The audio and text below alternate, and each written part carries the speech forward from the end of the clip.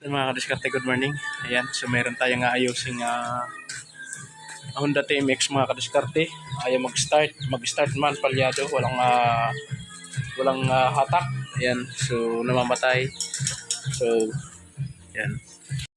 So ayan mga kadiskarte, ayan, Honda TMX Alpha year 2018 yata ito mga kadiskarte, 2017 or 15, ayan.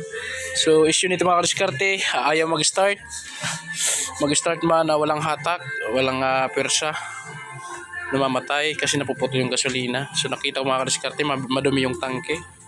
Unang gagawin natin, linisin natin yung tangke. Nabaklas ko na ito na yun, drain ko na yung gasolina. Kung napapansin nyo mga kadiskarte, ayan o, napakaraming latak ng kalawang. Ayan, so napakaitim. Yan ang cause ng pagbara. So ang gagawin natin dito mga kadiskarte, lilinisin natin yan. Ayan, so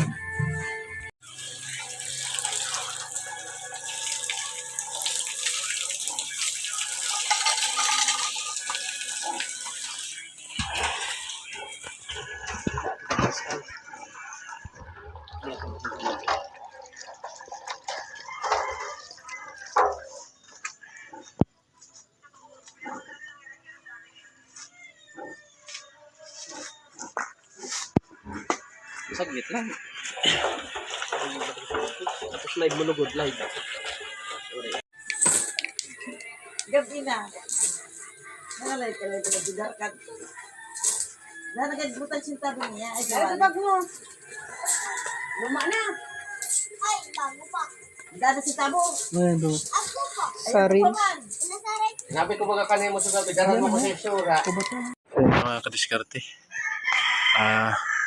nalinis na natin yung tangke. Ayan. Ayan. Babalik na natin tong switch ng gasoline. Ayan. Fuel. Ayan, nakabit na natin yung gasoline gate valve.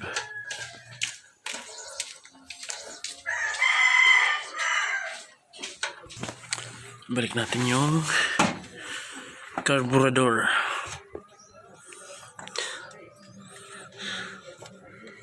Okay.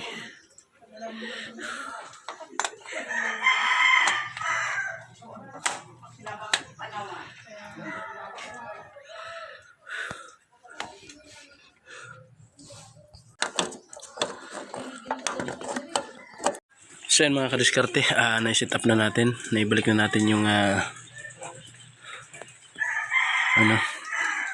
nabalik na natin yung carburetor. Ayan, nalis na rin natin yung tangke.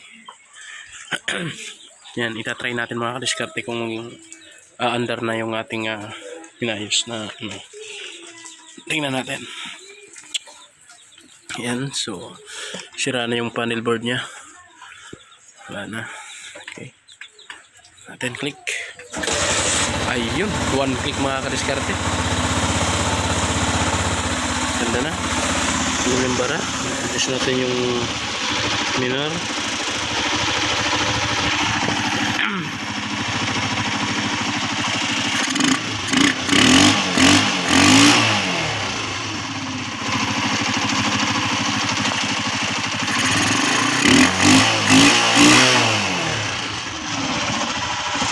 So yan, good na. Babalik natin yung